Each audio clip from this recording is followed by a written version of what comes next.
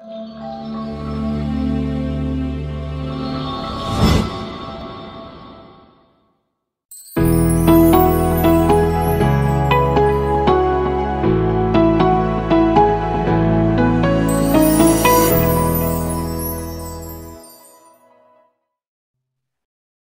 teman-teman, salam jumpa lagi semua. Sebelum kita dengarkan renungan, kita satukan hati, kita doa. Terima kasih Tuhan, mengucap syukur kami masih diberi kesempatan sampai pada hari ini masih bisa berkumpul bersama. Itu semua karena kebaikan Tuhan semata Tuhan. Sebentar kami ingin mendengarkan renungan Tuhan, biarlah itu bisa memberkati kami semua dan bisa kami lakukan dalam keseharian hidup kami. Terima kasih Tuhan, segala puji hormat syukur bagi nama Tuhan saja. Haleluya. Amin. Halo, shalom semuanya. Jumpa lagi di Komsel bulan Februari ini ya. Saya ingin membawakan hari ini tentang kesabaran dan pengendalian diri. Jadi saya pengen bahas dari 1 Korintus 13 ayat 4. Itu ayatnya berbunyi seperti ini. 1 Korintus 13 ayat yang keempat. Itu masih berbicara tentang kasih.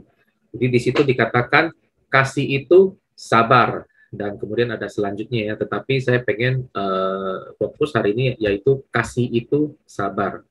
Nah, kita nanti saya coba jelaskan dulu apa sih itu makna dari kata sabar ya. Yang pertama ada dua arti. Yang pertama itu tahan menghadapi cobaan. Ya, jadi sabar itu tidak lekas marah, tidak lekas putus asa, tidak lekas patah hati, atau tidak lekas patah semangat ya. Jadi seperti contoh tabah dalam menghadapi penderitaan ini, sedang bersabar. Kemudian yang kedua adalah sabar itu bisa juga diartikan tenang, nggak tergesa-gesa, tidak tergesa-gesa, tidak terburu oleh nafsu ya. Nah, kemarin kan kita udah bahas Komsel kemarin, minggu kemarin Pak Amos ada bilang ya kita senantiasa harus mengucap syukur apapun yang sedang terjadi, kemudian jangan lupa supaya kita selalu murah senyum.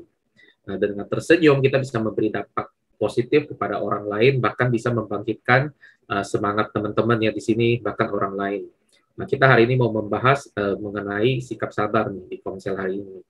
Jadi sebenarnya saya sengaja ngambil topik ini karena saya melihat fenomena sekarang ini nih, banyak ya kejadian yang sekarang terjadi di sekitar kita nih, terutama saya lihat hal-hal yang negatif, meskipun itu nggak langsung kita alamin ya, cuman namun beritanya itu sekarang kita cepat dapatnya. Itu bisa dari media sosial, koran digital, atau juga hal-hal yang terjadi, baik itu terdekat sama kita, ataupun yang paling jauh itu kita bisa dapat informasinya.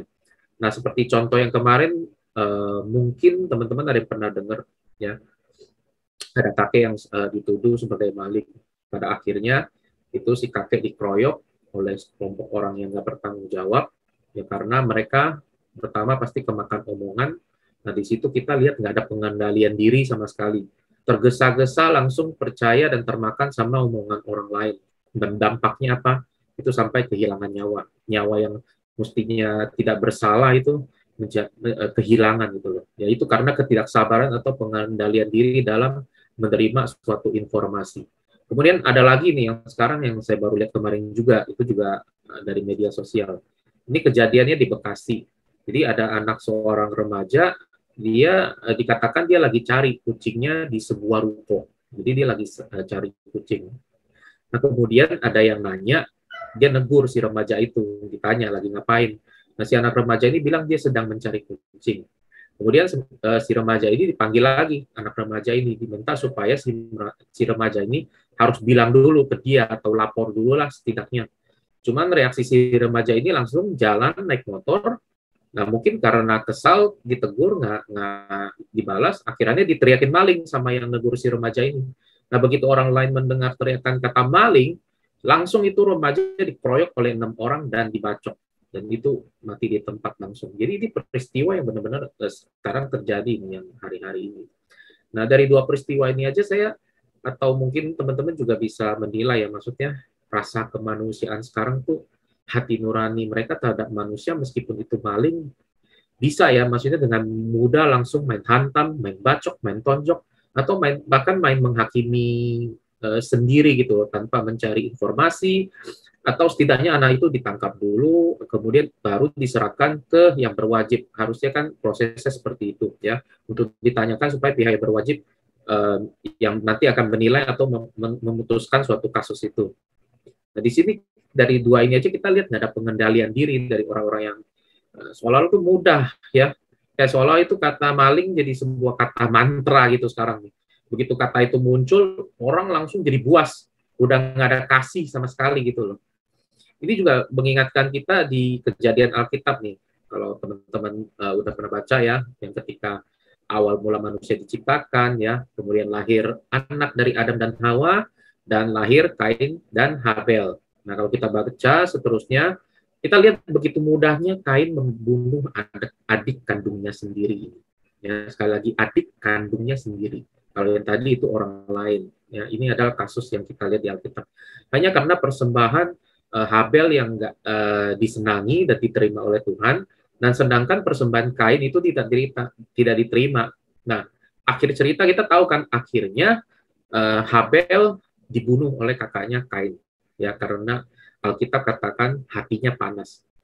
Nah, coba kalau kita pikir baik-baik sekarang, harusnya kan sebagai Kain ya misalnya ya, kalau dia memiliki hati yang tenang, harusnya kan dia bertanya dulu kepada Tuhan, kenapa persembahannya itu tidak disenangi oleh Tuhan?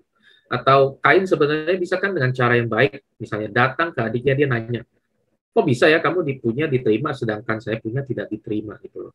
Apa yang menjadi perbedaan? Maksudnya di sini kan kita ya sedang berandai-andai ya. Kalau begini kan mungkin nanti jalan ceritanya berbeda lagi.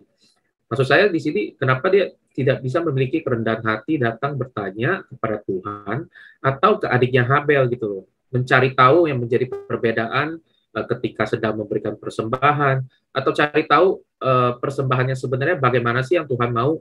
Bisa kan introspeksi diri gitu loh. Kita cari tahu salahnya ada di mana gitu loh.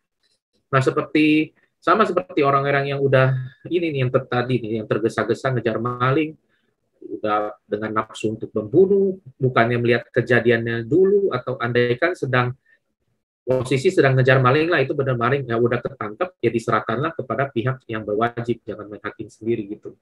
Nah, kalau dalam kasus yang kita lihat dalam kasus Kain dan Habel, ya pihak berwajib ini adalah Tuhan. Sebelumnya kan Tuhan juga sudah berfirman kan, dia berkata langsung kepada Kain ya. Ini saya ambil dari Kejadian 4 ayat 6 sampai 7. Di Kejadian 4 ayat 6 sampai 7. Di situ Tuhan secara langsung loh, dia berfirman kepada Kain kalimatnya. Firman Tuhan kepada Kain, mengapa hatimu panas dan mukamu muram? Apakah mukamu tidak akan berseri jika engkau berbuat baik? Tetapi jika engkau tidak berbuat baik, dosa sudah mengintip di depan pintu. Dia sangat menggoda engkau, tetapi engkau harus berkuasa atasnya. Jadi kalau kita lihat, Tuhan sebenarnya sudah memperingatkan dahulu kepada Kain supaya berhati-hati. Dosa sudah dekat sama Kain, udah di depan pintu. Tinggal selangkah lagi, Kain jatuh ke dalam dosa. Nah, harusnya di titik situlah ya, Kain bisa bertanya kepada Tuhan. Misalnya contoh ya kalimatnya aja ya gitu. Tuhan, mengapa engkau mengindahkan persembahan adikku, sedangkan kepunyaanku tidak kau ingatkan? Ini kurang lebih aja bahasanya ya. Jadi kita yakin pasti Tuhan akan jawab lah. Tuhan kan lebih senang kita dengan rendah hati bertanya, kita ada kemauan untuk belajar dari kesalahan kita mau cari tahu langkah atau cara yang benar itu gimana. Itu jauh lebih baik ketimbang dibandingkan kita langsung memutuskan sendiri, termasuk yang namanya main hakim sendiri nih. Nah, dari kasus di Alkitab dan kejadian yang sekarang ini terjadi di zaman kita sekarang, kita lihat kalau manusia tuh mulai tidak ada pengendalian diri ya, tidak ada kasih, tidak ada kesabaran, maka selanjutnya dosa itu sudah di depan kita ya. Dari contoh Kain dan Habel aja kita juga banyak belajar bagaimana kesabaran itu dan pengendalian diri itu benar-benar sangat diperlukan, terutama dalam hubungan keluarga, hubungan saudara, saudara kandung, sampai saudara sedara, termasuk juga saudara seiman. Nah, mungkin yang jadi perenungan hari ini, apakah hari ini sudah belum saya sabar terhadap seseorang atau orang lain hari ini? Nah, mungkin seperti contoh Bu Esther, sahabat terhadap Pak Amos, itu kan dalam perihal suami istri gitu loh. Terus kemudian anak sabar terhadap orang tua sabar terhadap anak, suami istri atau istri sabar sama mertua, atau rasa sabar terhadap bos, karyawan, sabar antar karyawan, sabar terhadap sesama rekan sepelayanan. Sudah belum kita sadar diri kita melakukan itu hari ini belum? Nanti ini yang akan menjadi diskusi kita ya, kita sharing pengalaman-pengalaman, baik itu kita ketika kita sabar terhadap suatu kasus ya, atau ada kejadian, atau bisa juga kita malah kita ada sharing kita nggak sabar terhadap suatu masalah dan dampak yang terjadi itu bagi kita atau bagi sekeliling kita itu gimana, itu nanti kita masuk ke diskusi. Nah, kemudian kita coba lihat apa yang Alkitab katakan mengenai sabar itu dalam Yoel 2 ayat 13. Saya bacakan ya, Yoel 2 ayat 13 dikatakan, koyakanlah hatimu dan jangan pakaianmu, berbaliklah kepada Tuhan Allahmu, sebab Ia pengasih dan penyayang, panjang sabar, dan berlimpah kasih setia, dan Ia menyesal karena hukumannya. Nah, jadi saya pengen menekankan Tuhan kita, Allah kita itu adalah Allah yang benar-benar panjang sabar. Dan kita juga lihat dalam Perjanjian Baru, dalam Galatia 5 ayat 22, itu dikatakan bahwa panjang sabar itu adalah salah satu dari buah Roh Kudus. Galatia 5 ayat 22 itu bunyinya seperti ini. Tetapi buah roh ialah kasih, sukacita, damai sejahtera, kesabaran, kemurahan, kebaikan, kesetiaan. Nah, jadi kesabaran yang ingin saya bagikan hari ini, marilah kalau kita lihat suatu permasalahan atau kita sedang dalam masalah, sedang dalam cobaan, itu kita coba jangan mudah lekas marah, ya, atau langsung melepaskan emosi amarah yang luap-luap. Istilahnya itu orang mungkin bilangnya sumbu pendek gitu. Atau jangan lekas putus asa atau putus semangat, bersabar dalam hadapi permasalahan. Dan kita lihat apa yang Alkitab katakan kepada kita. Bagaimana sih sikap kita seharusnya dalam menghadapi masalah dengan kesabaran itu? Pertama, saya coba melihat ya dalam bahasa aslinya itu yang Yunani itu artinya makrotumeo. Makrotumeo. Itu kalau kita artikan ke dalam terjemahan bahasa Inggris, ada beberapa arti dari makna kesabaran itu. Ada 5, saya catat. Yang pertama adalah to be a long spirit, not to lose heart. Itu artinya untuk menjadi atau memiliki semangat yang panjang, jadi tidak berkecil hati. Kemudian yang kedua, to preserve patiently and bravely in enduring misfortune and trouble. Jadi kesabaran itu untuk bertahan dengan sabar dan berani dalam menanggung kemalangan dan masalah. Kemudian yang ketiga, to be patient in bearing the offense and injuries of other. Jadi itu untuk bersabar dalam menanggung pelanggaran dan cedera orang lain. Kemudian yang keempat, to be mild and slow in avenging. Jadi menjadi lembut dan lambat dalam membalas dendam. Dan yang terakhir, to be long suffering, slow to anger, slow to punish. Itu artinya panjang sabar, lambat untuk marah, lambat untuk menghukum. Nah, jadi ini yang harus kita lakukan sekarang ini sebagai pengikut Kristus, kita yang disebut sebagai orang Kristen. Bukan kita karena kita hanya jemaat The Way, kita harus ikutin apa yang dikatakan oleh The Way atau pengajaran The Way. Tapi yang di gereja selama ini kita diajarkan, yaitu kita masing-masing kita harus kembali ke Alkitab, back to Bible, ya. Jadi mencontohi teladan-teladan atau karakter yang dimiliki oleh Yesus. Nah, dan saya mau kita sama-sama ingat kembali ketika peristiwa Yesus ketika ia mulai diserahkan oleh muridnya. Itu yang kejadian ketika Yudas Iskariot serahkan ke Yesus ke tentara Romawi. Bagaimana kita lihat ya pengandalian diri Yesus ya dalam melewati, bertahan, panjang sabar, berani, menanggung, dan juga dia nggak membalas dendam, mengeluarkan kata-kata yang keluar dari mulut dia untuk menghina balik, untuk mencaci maki dengan kata-kata balas dendam, supaya mereka juga sakit hati juga merasakan apa yang Yesus rasakan. Nggak ada sama sekali kita temukan. Jadi inilah yang saya pengen bilang dari kasus kejadian ini teladan yang Yesus yang ingin ajarkan kepada kita, supaya kita juga memiliki salah satu buah roh itu, yaitu kasih adalah sabar. Nah, terus sekarang apa yang bisa kita lakukan nih hari ini, sekarang ini, buat kita semua? Atau apa yang bisa kita mulai sekarang dari lingkungan terdekat aja gitu loh. Kita udah bisa kok namanya jalankan yang namanya rasa sabar ini, seperti contoh di awal yang udah saya sempat jelasin. Misalnya contoh, saya masih punya orang tua ya. Kalau orang tua bertanya kepada saya, maka saya akan menjawab mereka dengan rasa sabar ya. Sekarang ini kan, kadang saya melihat kalau anak-anak ya, sekarang kalau menjawab orang tua itu ya, maaf ya, maksudnya kayaknya nggak ada respeknya gitu loh. Meskipun terkadang terlihat sedang bercanda, ya semoga aja mereka ini hanya di usia remaja aja ya. Nanti ketika mereka beranjak dewasa, mereka udah mulai berubah, harus lebih lemah lembut dalam menjawab orang tua kita dengan sabar gitu. Ya kadang ada hal kecil yang menjawab seorang itu butuh namanya kesabaran. Ini baru dari hal kecil yang dari perihal jawab menjawab aja, baru melalui kata-kata ya. Seperti contoh nih, ini contoh aja.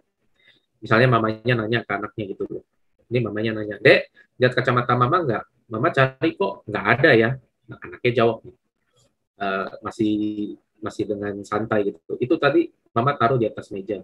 Nah, yang kedua mamanya nanya lagi, "Iya mama udah cari di meja kok nggak ada ya?" Nah, anaknya udah mulai sebel. "Itu ada di samping deket buku." Jawabnya udah ketus gitu. "Di samping buku mana, Dek?"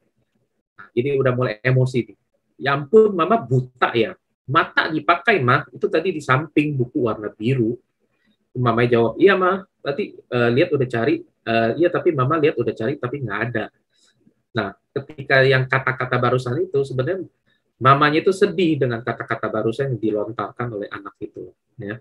Akhirnya anaknya sampai ke meja dengan kesal, kemudian ambil kacamatanya, ternyata kacamatanya tertumpuk sama buku. Dia kasih ke mamanya, ke tangan, dan karena nggak sengaja, kekencangan pas kasihnya, kacanya jadi pecah. Nah, mamanya hanya bisa sedih dalam hati. Ya ini hanya cerita fiksi aja yang maksudnya yang saya buat gitu loh. Bagaimana emosi, pengendalian diri, kesabaran seorang anak.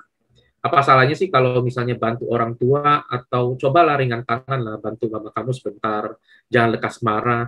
Mungkin aja orang tuamu saat itu matanya udah mulai rabun, udah susah lihat. Bukan kalau lebih baik bijaksana tuh berbuat baik kepada orang tua, meskipun cuma 1 menit aja gitu loh, bantu ambilin. Ini baru contoh dari hal kecil yang mungkin bisa terjadi di keluarga kita. Bagaimana rasa sabar itu benar-benar kita harus ada di dalam diri kita. Nah, kalau misalnya mau diceritakan lagi, itu pasti bakal panjang deh saya yakin mengenai kesabaran ini. Dan sampai sini saya akhiri, maksudnya sharing ponsel ini. Nanti kita akan diskusi ya bagaimana pengalaman-pengalaman teman-teman di sini itu mengenai kesabaran.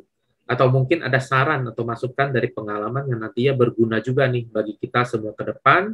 Nantinya kalau kita menghadapi ada situasi yang pernah teman-teman alami, dengan kita berbagi sharing, itu kita bisa membantu dan memberkati sesama teman-teman Komsel di sini satu sama lain.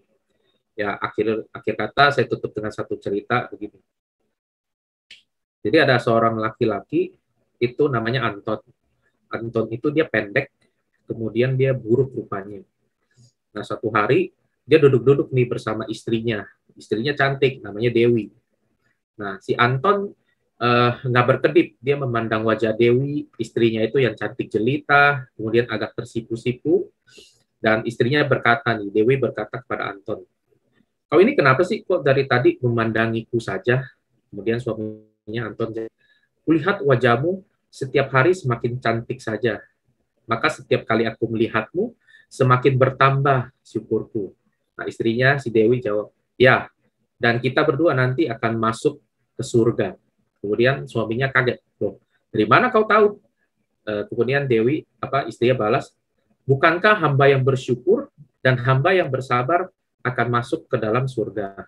Nah, kata istrinya kepada suami Anton ini, "Kau bersyukur karena mendapat anugerah istri seperti aku. Sedang aku bersabar mendapat cobaan berupa suami seperti engkau." Ya, ini sekian cerita ini. Semoga memberkati, Tuhan Yesus memberkati. Yuk kita satukan hati, kita doa sebelum kita sharing.